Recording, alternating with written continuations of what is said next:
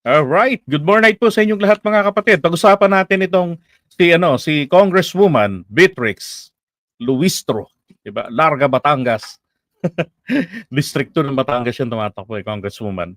Eh naalala ko lang nga rin kasi 'di ba kahapon, grabe 'yung grabe 'yung banat sa kanya sa TikTok tapos kinalat sa Facebook tungkol doon sa yung DPWH cat's eye, yung reflectorized na umiilaw doon sa gabi sa mga kalsada. Kung imbis na yung linya na pintura nakalagay, no? Ang inilalagay na ngayon yung ilaw. So, etong si Magalong, 'di ba, meron siyang pinaliliwanag tungkol diyan. Oh, alam niyo ho ba, si Go Philippines, kakahanap-hanap niya nung part na yon ng interview ni Magalong, pinanood niya kay Karina, tapos pinanood niya rin kay Cheryl Cosim. Aba, wala na. Sabi ko nga sa kanya, pre, deleted na yung portion na yan. Kasi mukhang nasunog si Magalong. O mukhang nasunog tawag dito, si Cheryl Cosim. Kasi ginagamit ng mga DDS sa pag-connect ng mga kalaban nila. Yung mga pro-administration candidate, umabot na ho ng Tacloban. Kanina, nabasa ko rin sa GCC, the political labandera, sabi niya, teka, ang layo ng Baguio, nakaabot na to sa amin. Ganon kasing ginagawa nila. Yung portion ng sinabi ni Magalong, lalagay nila ngayon yun, nahalo nila sa ibang video na proyekto ng isang kandidato na kalaban nila.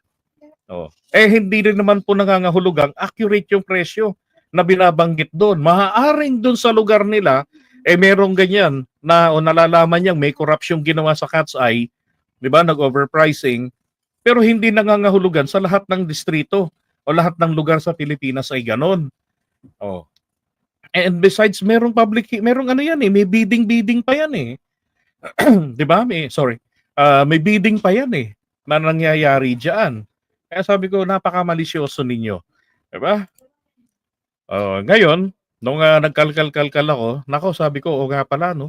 Kaya nga pala, ganito yung ginagawa nila, inuungkat din nila ilang beses ng pinaliwanag, hindi naman namin tinitake down yung video tungkol doon sa kasong gawa-gawang na-dismiss naman na ginawa sa asawa niya.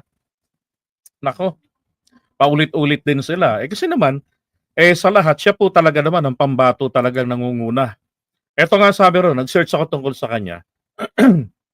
Sabi diyan, she does not have a key post in the House. Diba? Wala naman kasi siyang committee na hawak eh. Member lang siya eh. Kaya lang, doon nga ho sa Quadcom, doon na-discover yung galing niya sa probing. Tapos ang galing niya makipag-usap, di ba? Kaya madaling sumikat, hinangaan ng mga tao. And take note, napaka-polite yung line of questioning, pero napakabangis. Kahit na yung abogadong malokong si Duterte, talagang napaayos ng upo eh nung magkakaharap sila sa Quadcom, di ba?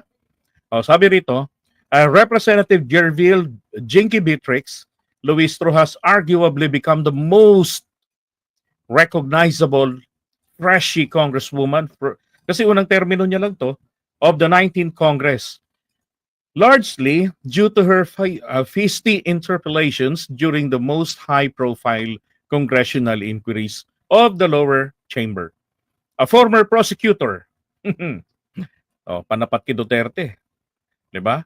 Si Sara kaya. Anyway, ang ipoprobing lang naman niya si Sara, 'di ba? Pagka pinadalo, pero ang makakabangga niya rito si Duterte pag ito yung nag-lead doon sa defense team ni Sara. Pareho silang former prosecutors. Luistro has tapped into her legal background to interrogate actors involved in the Pogo, Bes and the Rodrigo Duterte EGK, including the former president himself. Diba? Kasi nga talaga namang magaling eh. So, yun pong kanyang galing sa pag-interrogate, sa interpellation, yan ang magpapadugo ng utak ng Team Duterte. Ito yung sinasabi kong cat's eye na 11,720 yata yung singil. Tapos Yung ibang gumawa niyan, sabi ni Magalong, tapos mura lang pala, 1.8 lang. Ang laki ng patong, 'di ba? Etong mga DDS, itong mga Rabids, talaga namang hindi kasi ganito ho eh. Kaya ho ganyan nilang siraan etong si Beatrix Luistro kasi po, ha, sabi nga ni Danilo, kung may ebidensya si Magalong kasihan niya, wag puro salita. Nadadamay yung walang kasalanan. That's correct. Maaaring nangyari sa Baguio kasi kalaban ni Magalong doon yung congressman. Ngayon, binabanata niya yung kalaban niyang congressman, ginagamit niyan tirahin etong ayuda-ayuda. Oo. Kasi nga sinusunog ng mga DDS ang ayuda, 'di ba? Pero siya namimigay rin naman ng ayuda at umamin din naman siya, nanghihingi sa mga senador ng AIX. Ay nako. Ngayon, etong kaya nila ganito ho, hindi pa to, expected ko talaga mas marami pang matinding kakalkalin o kakalkalin ko may makakalkal sila kasi paulit-ulit lang eh. Ang pinakamatindi nilang pangbato, etong etong bagong gawa nila na yan kahapon. At merong TikTok account nga talagang dedicated lang para siraan siya. Ngayon, bakit po nila dinudurog ng ganyan si Luistro? Ha? Unang-una, hindi ho nila kaya ng harapan si Luistro eh. I don't know kung sinong magaling nila. Baka yung mga abogado nilang galing kay Kibuloy, ilang paso nito. Di ba? Parang nabuhay si Miriam Santiago na hindi nga lamang po mataray, pero mabangis magtanong. Di ba? Now,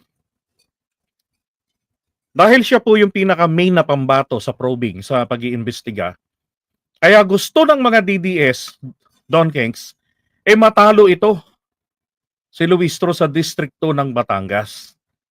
Di pag ito natalo, sino papalit? Di ba? Baka mamaya hindi naman na kasing katulad niya na magaling. Yung ibang mga nasa linya nila ron, magagaling din. Pero, ibig sabihin dito, kung siya yung pinaka-lead nila, so yung mga kasama niya talagang nire-recognize yung kanyang galing.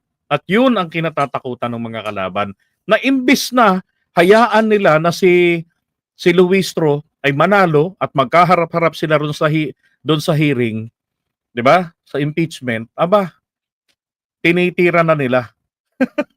Pinababagsak na nila. Ay nako. Ako naman naniniwala naman ako, heart na na hindi matatalo yan si Luistro. Yan, hindi matatalo yan. Doon sa mga campaign sorties nga ng mga kalaban niya laging maganda, tambakan tao sa kanya, tapos masaya. Minsan na nagpunta kami, 2 beses na ako nakapunta ron sa lugar nila. Sinamahan namin siya. Diyos ko, umakyat kami ng bundok.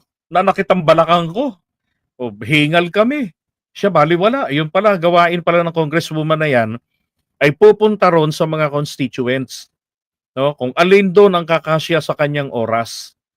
Pag uwi niya ng Biyernes, wala silang ginagawa Huwebes lang, hanggang Huwebes lang sila. So pagdating ng Biyernes, kilos na siya. Ikot na sa mga constituents na hindi natatakot sa kanyang buhay. Samantalang noong 2022, campaign period, Diyos ko po, bumaha raw, sabi nga nila, literal, bumaha ng baril dito sa amin. Ang daming mga taga-NBI na pumunta sa kanila, sumugod. Yung ibang mga grupo na hindi nila nakilala.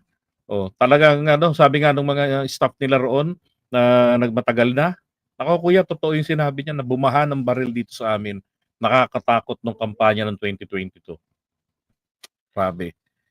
Umakyat kami ng lugar ng mga ita.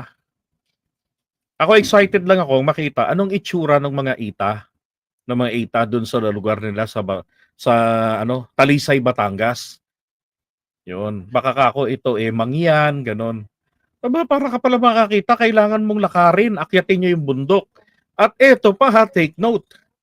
Sabi nung isang kasama nila, alam niyo pa yung lote na yan, walang sariling lupain yung mga native na yan. Ang ginawa niyan, yung property na tinatayuan nila ng bahay, yung tinitirikan nila diyan, property yan ng kanyang kapatid, ito ni Luistro. Sabi niya, ayun, binibili niya sa kapatid niya. At babayaran, then ipibigay niya na yan dyan sa mga native para titulado na sa kanila, Hindi na maaagaw sa kanila ng kahit sino. Oh, 'di ba? Hindi yung ibibigay lang na okay, kayo yung mga native, dapat sa inyo 'yan. Eto certificate, protected area 'yan. Oh, ang labanan dito sa Pilipinas kung sino ang may titulo, kanya, 'di ba? Ang galing, grabe. Ang galing. Sana nga minsan ma-invite uli kami na i-cover naman yung kanyang pag-iikot. Kaya lang sana wag naman yung grabeng ikot. Pagkatapos dito, takbo na naman kami sa ibang lugar. Talagang sabi nga sa inyo pagkatapos ng ikot na 'yon, ah, kumakain sila Go Philippines ng lomi. Ako hindi ko na kinaya. Mas ginusto ko ng matulog sa sasakyan. Grabeng 'yan, grabeng sipag ng congresswoman na 'to. Okay, so iwan muna natin at abang-abangan na lang natin yung susunod na mga tirada nila.